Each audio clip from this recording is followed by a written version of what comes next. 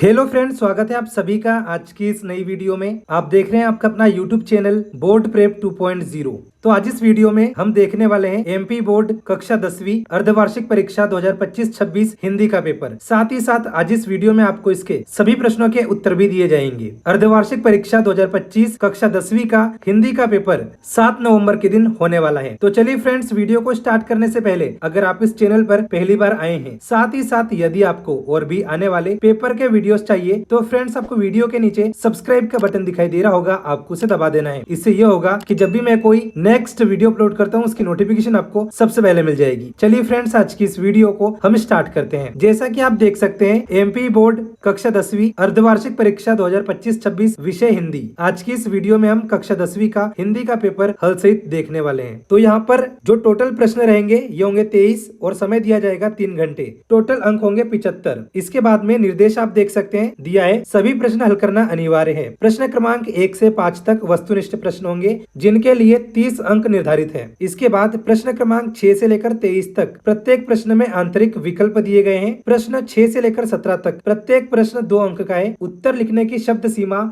अधिकतम 30 शब्द है। प्रश्न क्रमांक 18 से लेकर 20 तक प्रत्येक प्रश्न 3 अंक का है। उत्तर लिखने की शब्द सीमा अधिकतम 75 शब्द है। इसके बाद में प्रश्न क्रमांक 21 से लेकर 23 तक प्रत्येक प्रश्न 4 अंक का है। उत्तर लिखने की शब्द सीमा अधिकतम 120 शब्द है। इसके बाद में चलिए ये हुआ निर्देश। अब देखते हैं प्रश्न पत्र को। दोस्तों, यहाँ पर पहला प्रश्न है, सही विकल्प चुनिए। इसमें पहला प्रश्न है, काशी किसकी पाठशाला है? ऑप्शन है विधि शिक्षा की, संस्कृति की, व्यवसाय की या राजनीति की। उत्तर आएगा संस्कृति की।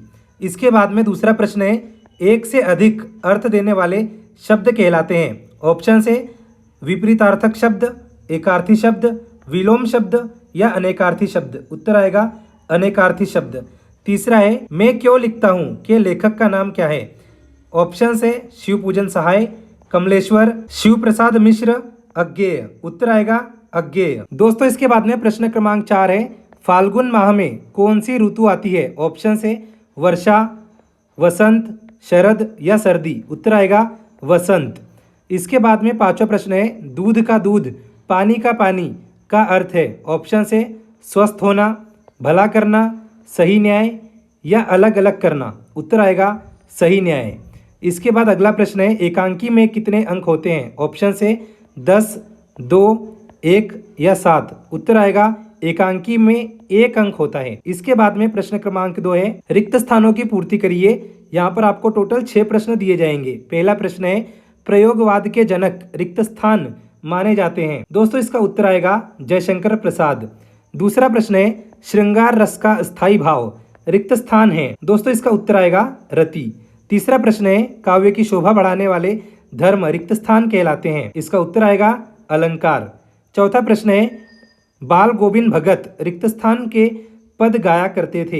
इसका उत्तर आएगा कबीर के। पांचवा प्रश्न है, जगदीश का संधि विच्छेद रिक्त स्थान होगा। इसका उत्तर आएगा जगत प्लस ईश। इसके बाद छठवां प्रश्न है, भोलानाथ का असली नाम रिक्त स्थान था। इसका उत्तर आएगा तारकेश्वर नाथ। दोस्तों, इसके बाद में प्रश्न क्रमांक 3 है, सत्य असत्य की पहचान करिए। इसमें भी आपको 6 प्रश्न दिए जाएंगे। पहला प्रश्न है, जयशंकर प्रसाद ने जो मधुर स्वप्न देखे वे पूरे हो गए। ये हो जाएगा असत्य। दूसरा है, खंड काव्य में जीवन का संपूर्ण चित्रण होता है। ये भी होगा असत्य। तीसरा है, बाल गोविंद भगत अपनी खेती की पैदावार पहले कबीर मठ लेकर जाते थे। ये हो जाएगा सत्य। इसके बाद अगला है, जिस क्रिया का प्रभाव कर्म पर पड़ता है वह सकर्मक क्रिया होती है। ये भी होगा सत्य। इसके बाद अगला है, सारे देश में आस्थाएं अंधविश्वास एक से नहीं है। ये होगा असत्य। इसके बाद अगला है, मैं क्यों लिखता हूँ अज्ञेय की रचना है। ये होगा सत्य। दोस्तों, इसके बाद में प्रश्न क्रमांक 4 है, सही जोड़ियां बनाइए। ये भी आपको 6 दिए जाएंगे। यहाँ पर सूची अ है और सूची ब है। तो चलिए एक एक सूची को देखते हैं। पहला है, प्रगतिवाद के प्रमुख कवि सुख, कई अंकों वाली रचना यतीन्द्र मिश्र, उल्लू बनाना, भारत का स्विट्जरलैंड।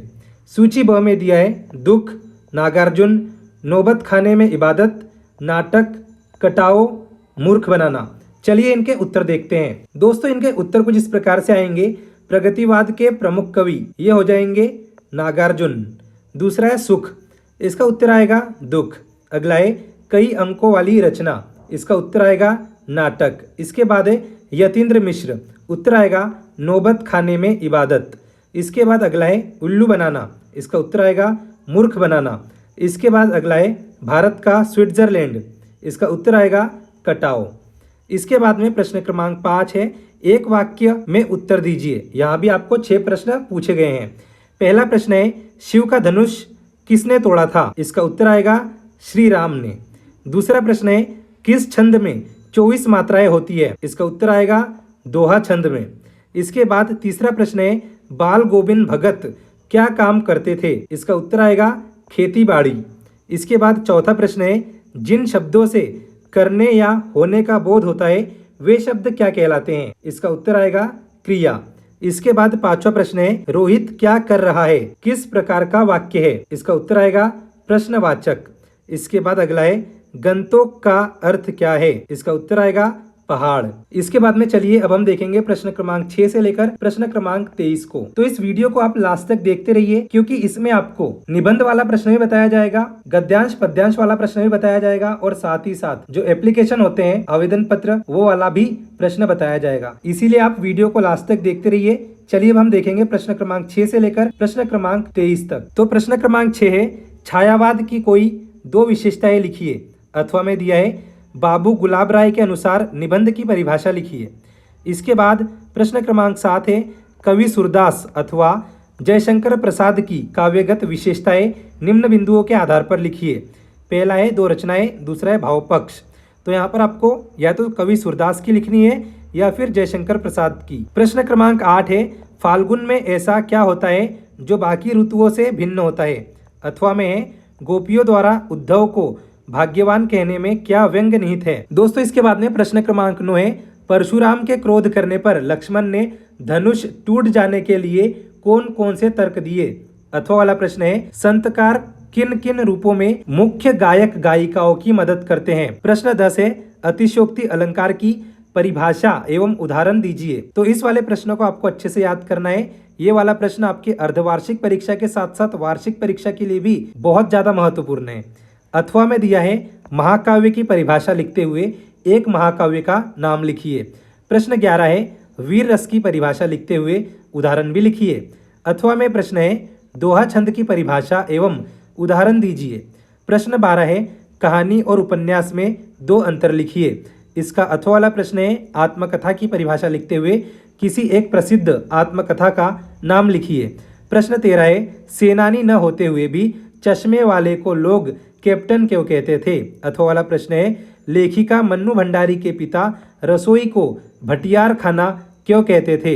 इसके बाद प्रश्न 14 है भगत के व्यक्तित्व और उनकी वेशभूषा का अपने शब्दों में वर्णन कीजिए। अथवा में प्रश्न है भगत ने अपने बेटे की मृत्यु पर अपनी भावनाएं किस तरह व्यक्त की। प्रश्न 15 है मन्नू भंडारी अथवा रामवृक्ष बेनीपुरी का साहित्यिक परिचय निम्न बिंदुओं पर दीजिए। तो यहाँ पर आपको या तो मन्नू भंडारी का लिखना है या फिर रामवृक्ष बेनीपुरी का, ये अथवा में है।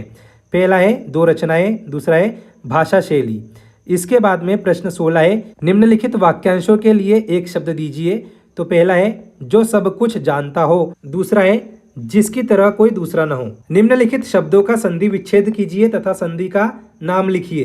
पहला है देवालय, दूसरा है वागीश।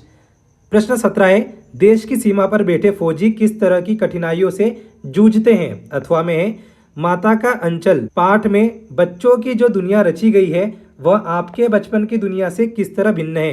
प्रश्न 18 है निम्नलिखित पद्यांश की संदर्भ प्रसंग सहित व्याख्या कीजिए। तो यहाँ पर आपको एक पद्यांश दिया है जिसका आपको संदर्भ प्रसंग और व्याख्या करनी है।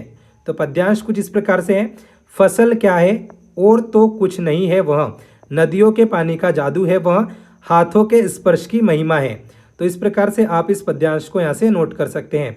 और अथवा में आप देख सकते हैं अथवा में दिया है क्या हुआ यदि हो सके परिचित न पहली बार। तो यहाँ पर इस प्रकार से ये भी पद्यांश आप नोट कर सकते हैं। इसके बाद प्रश्न 19 है निम्नलिखित गद्यांश की संदर्भ प्रसंग सहित व्याख्या कीजिए।